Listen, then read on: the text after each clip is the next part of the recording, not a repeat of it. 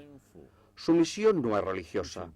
Su objetivo es construir un puente entre Iglesia y gobierno, en el ámbito particular del comunismo chino. Liu Bainian es un laico católico.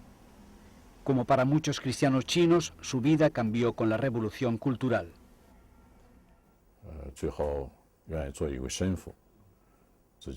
De pequeño quería ser sacerdote, pero Dios tiene sus propios planes. A los 2 años de la revolución cultural me casé. ¿Por qué? Porque no había seminarios y la iglesia ya no existía. Más tarde Dios me llamó para jugar un papel importante en la asociación patriótica. Como jefe de la Asociación Patriótica Católica, Liu Bainian supervisa todo en la iglesia oficial: cómo se emplea el dinero, qué se predica desde el púlpito, quién puede ser obispo. De los 12 a 20 millones de católicos chinos, más de 4 millones forman parte de la Asociación Patriótica Católica. Es tan grande la influencia de Liu que a veces le llaman el Papa chino. Los protestantes crecen mucho más a prisa y uno se puede preguntar por qué la comunidad católica china no crece al mismo ritmo. ¿Qué razones hay? Eso se debe al líder de la Iglesia Católica. El Vaticano sigue manteniendo relaciones diplomáticas con Taiwán, algo muy difícil de entender para el pueblo chino. Durante decenios estuvo prohibido hablar del Papa. La política, sin embargo, ha cambiado. Desde los años 90 se vuelve a rezar por el Papa en misa y su autoridad espiritual se reconoce públicamente, pero solo hasta cierto punto.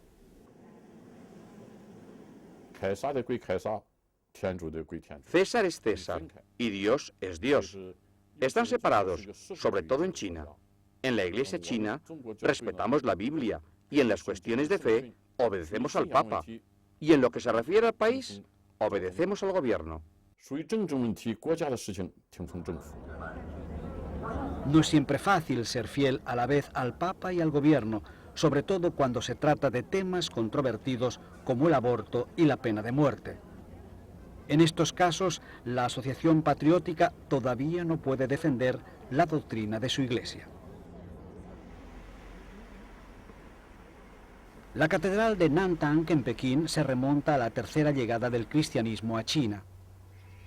Los primeros cristianos que llegaron aquí en el siglo VII eran nestorianos. En el siglo XIII, los franciscanos predicaron a los mongoles en Pekín, pero cuando los jesuitas llegaron en 1582, el cristianismo casi había desaparecido. Los jesuitas fueron considerados grandes intelectuales, frecuentaron la corte imperial y llegaron a convertir a 500.000 de personas. Matteo Ricci, el más famoso, recibió este terreno del emperador y se convirtió en el primer párroco de lo que hoy es la Catedral de Nantang. El sucesor de Matteo Ricci como párroco de Nantang es Francisco Javier Zhang. Zhang es también el secretario local de la Asociación Patriótica de Pekín. En su opinión, la causa de la ruptura entre Roma y Pekín fue el prejuicio anticomunista. Fue culpa de los extranjeros, de los misioneros, que eran muy susceptibles en la cuestión del ateísmo filosófico del Partido Comunista. No fue la Iglesia Católica en China quien renegó del Papa, sino que la Santa Sede rechazó la Iglesia Católica china. Para el padre Zhang, que la Iglesia oficial sea independiente de Roma no implica que sea menos católica. Muchos periodistas, amigos, cardenales, obispos, sacerdotes y laicos católicos de todo el mundo me preguntan: Padre Francisco Javier, ¿a qué iglesia pertenece usted? Y yo siempre respondo: podemos concelebrar misa en vuestro altar. Adivinad cuál es mi iglesia.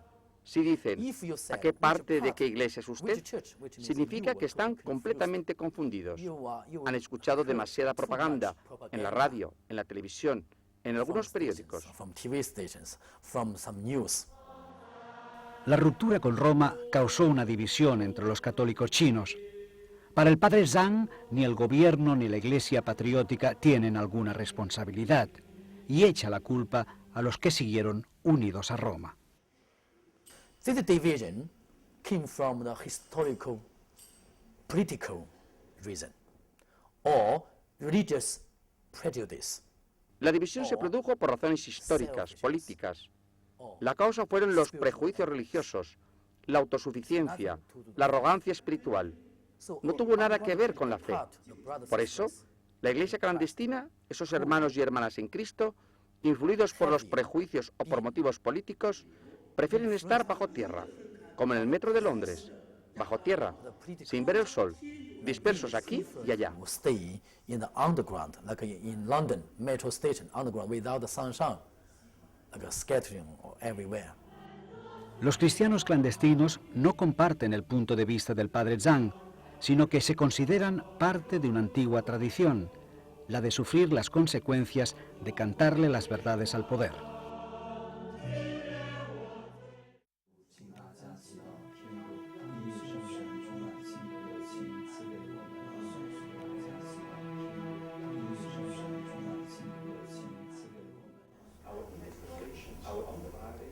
Colaborar con el gobierno tiene muchas ventajas: la restitución de propiedades, el permiso y ayuda económica para construir nuevas iglesias, la libertad para organizar catequesis y clases sobre la Biblia, pero también tiene un precio.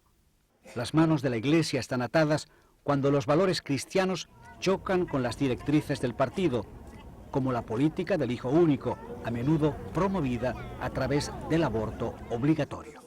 Pablo y María no estaban dispuestos a ceder en este punto. Tenemos 5 hijos. Como se sabe, el gobierno chino autoriza un solo hijo por familia.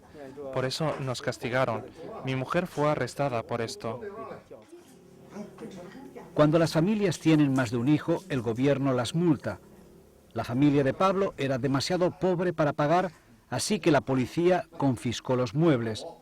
Pero Pablo y María están seguros de haber tomado la decisión acertada.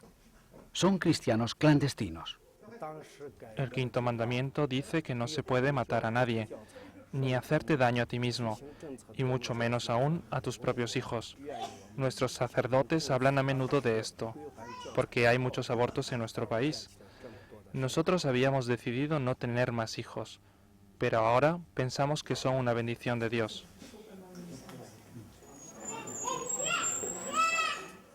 También Dabuey cree que los niños son una bendición, y tiene muchos. Vive en el campo donde los varones son más apreciados que las mujeres. En los años 90, Dabuey, con otras mujeres, fundó una comunidad religiosa independiente de la Asociación Patriótica. Las religiosas empezaron a recoger niños abandonados en las calles o en la basura. La mayor parte eran niñas.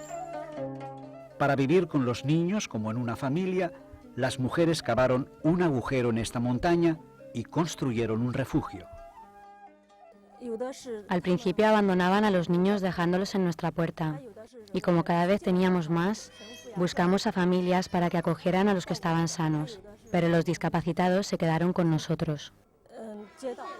La familia aumentó y gracias a ayudas, más de 100 niños han pasado a través de la familia de San José.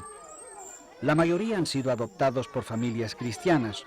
Hoy las religiosas se quedan con los niños que nadie quiere.